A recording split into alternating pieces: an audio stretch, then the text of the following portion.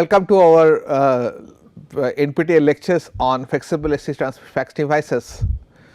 We shall continue with our discussion on TSSC, followed by we will discuss about TCSC. We will try to close both this unit in today's half an hour's lecture. So, we have to deal with these two entities here now. So, let us go to the topic where we have left. So, we were discussing about TSSC. So, and the control internal control technique. In order to minimize the initial surge current in the valve and the corresponding circuit transient, the thyristor valve should be turned on or bypass only when capacitor voltage is 0. So, we have to see that and we require to do that. So, how to do that? With the prevailing DC offset, this requirement can cause a delay up to a full cycle, because you have seen that there is a DC offset will be there in case of this TCSC, which would set theoretically the limit for the attainable response time of the TCSC. So, there will be a delay till the voltage across these devices becomes 0. In principle, TCSC switching could be modulated to counteract the subsynchronous oscillation. So, we can damp out in such a way the current through the system in such a way that it will damp out the subsynchronous impedance.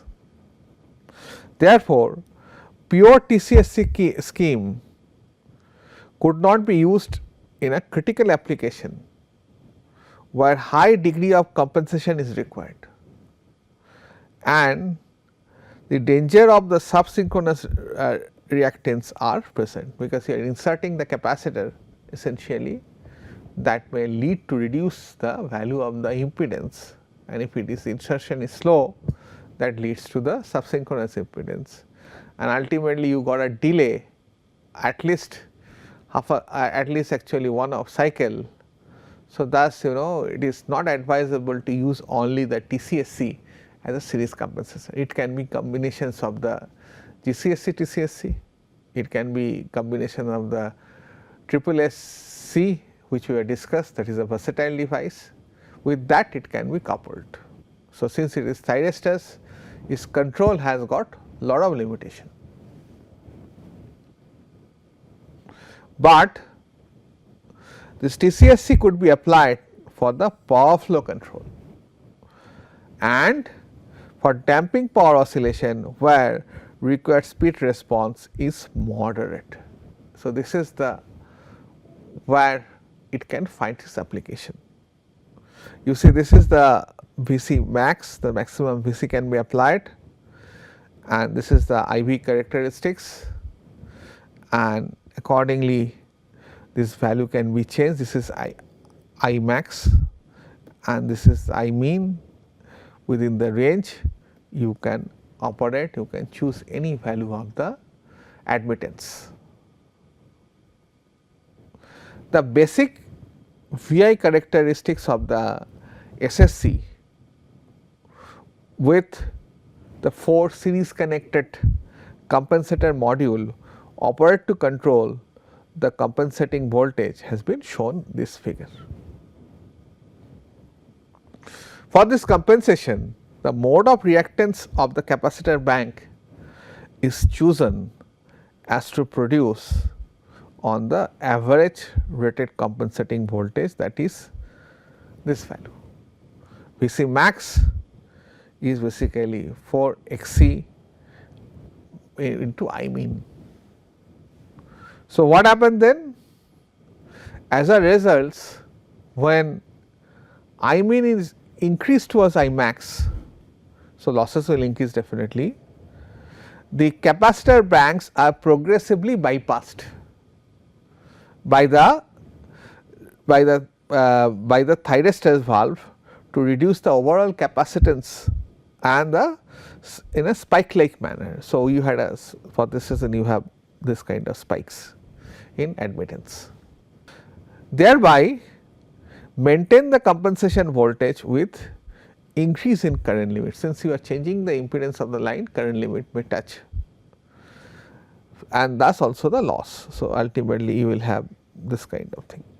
This is the way it will change, and this is the case of Vc equal to 0, and thus you have bypass all the thyristors, all the capacitor, and thus thyristor is switched, the thyristor losses will account, and if current is more, this will increase in a parabolic manner.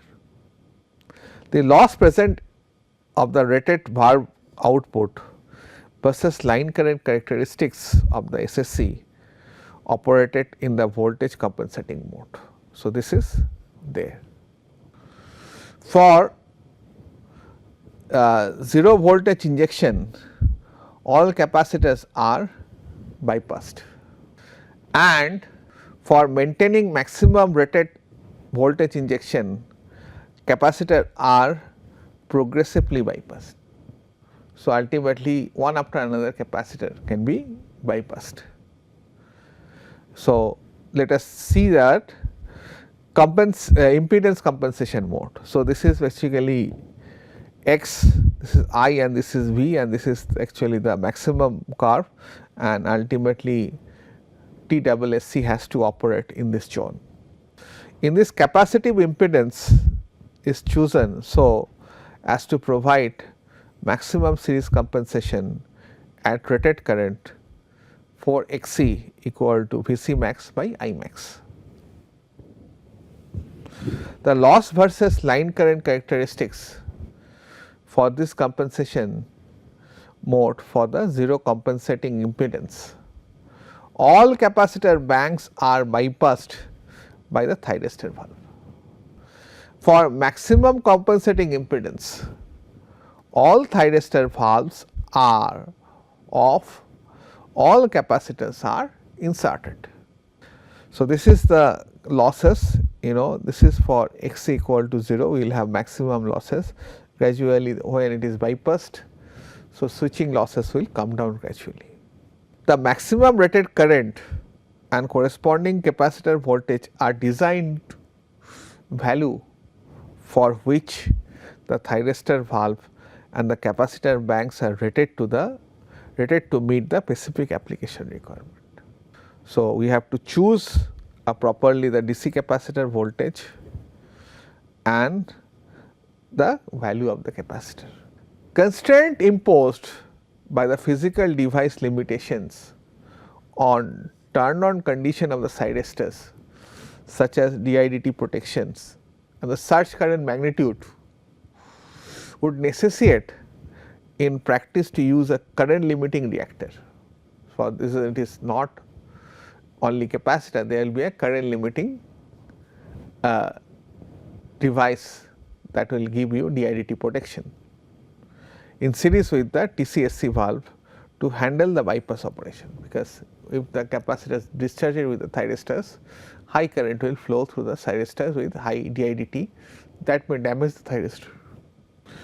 If reactor in series valve is included in the TCSC structure, then the resulting power circuits offer new control operation which significantly improve the operation and the performance characteristics of the series compensator. So, it is advisable to put a series reactor with TSSC. So, for this reason, this become the actual circuits. Mainly this purpose is to limit the DIDT across this thyristor. This thyristor is controlled series capacitor. So, it is a improved version of the previous version of TSSC. The thyristor controlled series capacitor TCSC scheme consists of the series compensating capacitor shunted by the thyristor control reactor. So, you will have a inductor here. In practical TCSC implementation, several such basic compensator may be connected in series to obtain the desired voltage rating and the operating characteristics. So, it can be actually put into the modular form in series. This arrangement is similar structure of the TSSC that we have discussed here, and if the impedance of the reactor XL is sufficiently smaller than that of the XC, it can be operated in on off manner like previously discussed TSSC. Now, so what will be its reactance? The TCSC is used to provide a continuously variable capacitor by means of partially cancelling the effective compensating capacitance by TCR. TCR is a continuously variable reactive impedance controlled by the delay angle alpha. The steady state impedance of the TCSC is a parallel LC circuits consisting of a fixed impedance XC and a variable impedance XL. So, overall impedance is given by, it will be controlled by alpha XC XL alpha XL minus XC. So, that gives you XL alpha equal to XL by pi minus 2 alpha minus sin alpha. Alpha is the delay angle measured to the crest of the capacitor. So, this is the expression where actually you can compute the amount of the XL, and accordingly you can compute the firing angle of the thyristor. Please note that this has to be solved since there is a alpha and sin alpha. So, this equation has to be solved by the iterative method. So, what are the actually characteristics of the TCSC? We can say how to calculate alpha. The impedance of the controlled reactor XL alpha is varied from its maximum to the infinity towards minimum XL. The TCSC increases its minimum capacitive impedance, that is TCSC minimum equal to XC equal to 1 by omega c until the parallel resonance at XC equal to XL alpha, and theoretically it becomes infinite. So, thus it can offer a huge impedance. Decreasing XL, sorry, it should be suffix alpha by varying the triggering angle, the impedance of the TCSC, that is X TCSC alpha, becomes inductive, and reaching maximum value for XL into XC by, that is a combination of it, XL minus XC at alpha equal to 0. Therefore, with the usual TCSC arrangement in which the impedance of the TCR, that is XL, is smaller than the capacitor XC, otherwise this condition may prevail and you will offer actually infinite impedance, and thus no current will flow through the transmission network. So, TCSC has two operating ranges around the internal circuit resonance, that means the capacitive mode and the inductive mode. So, we should have both the mode possible, and that flexibility is given here. And this mode is inductive mode, you can change with the alpha, and here is the region where you can change alpha angle, actually triggering angle. So, it is equal to 0 to minimum alpha. Similarly, the C limit will change alpha C limit will change accordingly. So, when it will be capacitive? There is a two mode of operation in TCSC. The alpha varying from IC alpha minimum or limit to pi by 2 with respect to the peak of the capacitor voltage. Similarly, you will have an inductive alpha for alpha varying actually from the 0 crossing of the voltage 0 to alpha minimum with respect to the peak of the DC capacitor voltage. Thus, this is the characteristics in the inductive characteristics. This can change to alpha 0 to alpha minimum, and here it can change to alpha to pi by 2. So, this is the actually the alpha value you can choose as for the capacitive. If you wish to have a capacitive region, you have to restrict alpha with this region. If you wish to operate in inductive region to increase the inductance of the circuit, you have to choose this alpha. So, let us see that VI characteristic, we have actually the waveforms of the TCSC. Let us assume that the thyristor valve is initially open. So, all the current was passing through the capacitor, and that is what happened, and the prevailing line current produces the voltage Vc 0 across the fixed compensated capacitor. So, across this device. Now, we shall trigger it. Suppose that the TCS is to be turned on at a measured from the negative peak voltage of the DC capacitor. So, this is the value of the DC capacitor and this is the delay angle alpha. At this instant on turn on, the capacitor voltage is negative, and also you can see that line current going to be positive, and thus charging the capacitor in opposite direction. So, it will charge the capacitor because polarity, this current you can take it a positive polarity. So, ultimately you got this. So, in that moment you have fired the thyristor, and thus it will actually charge the capacitor in opposite direction.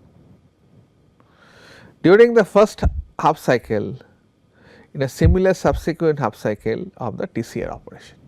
So, what is the advantage of it? So, see that what happened here. So, this is the Vc, all of a sudden there will be a sudden jump. Now, from there you get an alpha. So, here thyristor has been triggered.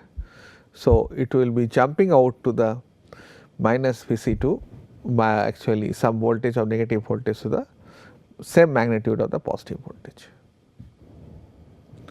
At this instant, the closing switch SW to subsequently independent event will take place. So, this transient has to be controlled. So, we have to understand this actually the voltage current characteristics of this thyristors. One is that the line current being a constant current source continues to charge or discharge depending on a different cycle of the capacitor.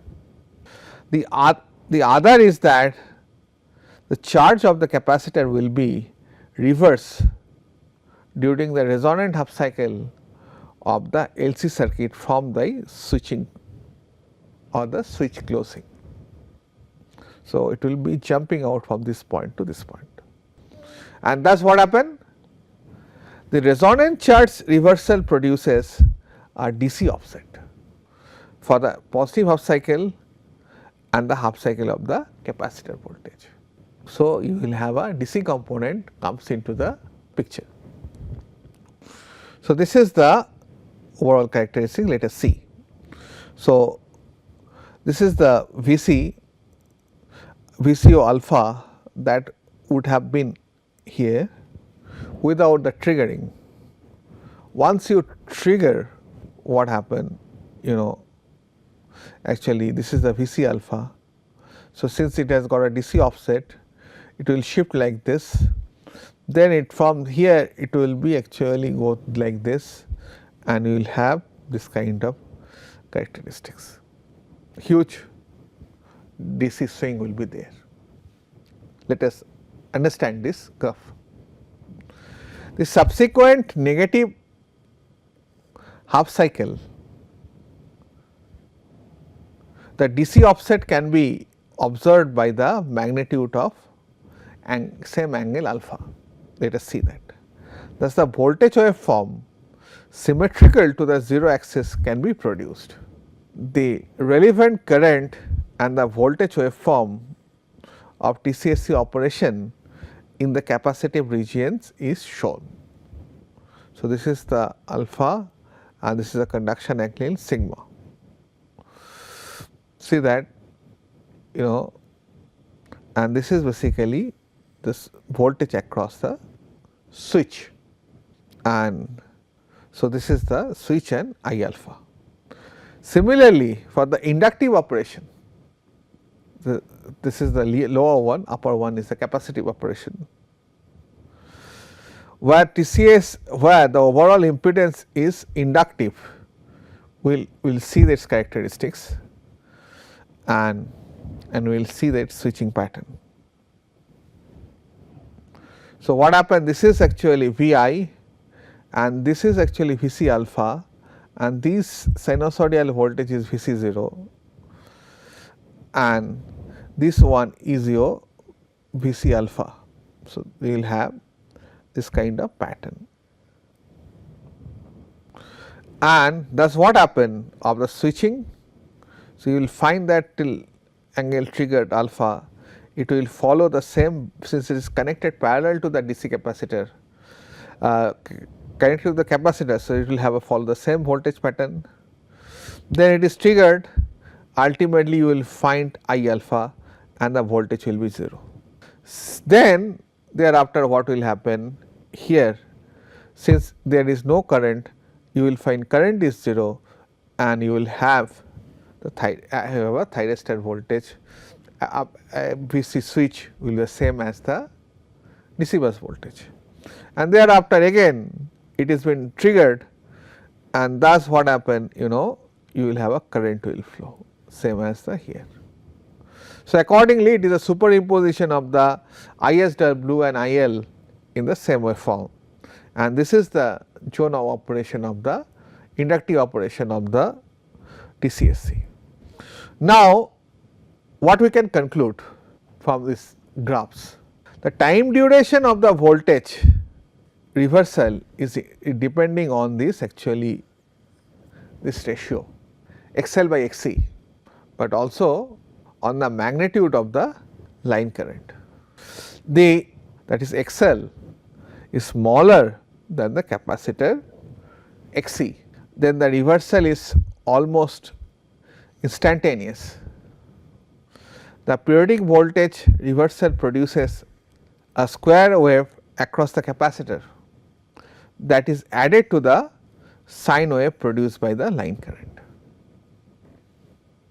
So, you may have this kind of TCR, and ultimately you can think of Vc alpha is equal to Vco plus TCR. So, what happened? There will be a square wave and it is superimposed by a sinusoidal wave. So, thus you get this kind of characteristics. The steady state compensating voltage across this series capacitor comprises an uncontrolled sinusoidal wave and the controlled component of the square wave. So, this is the Vco and that is uncontrolled, and this is actually VCTCR that is controlled. So, this imposition makes it actually Vc alpha. So, what we can say more about the TCSC? So, square wave magnitude is controlled through the charge reversal by TCR. For relatively small XL, the time duration of the charge reversal is not instantaneous, so it will take some time. But it is quite well defined by the natural frequency of oscillation, where f is basically 1 by under root of omega c. So, omega c is under root of L c for the TCSC circuit. Since the TCR conduction time is approximately equal to the half period corresponds to this frequency, that is T by 2 equal to 1 by f. So, we can choose the value of the XL. The value of the XL is increased related to the XC, and the conduction period of the TCR increases, and what happens then? The zero crossing of the capacitor voltage become increasingly dependent on the prevailing line current. So, this is the actually the consideration. Okay. Thank you for your attention. We shall continue with the TCSC in our next class, and we shall try to complete our all the series regulators in our next class discussion. Thank you for your attention. Thank you.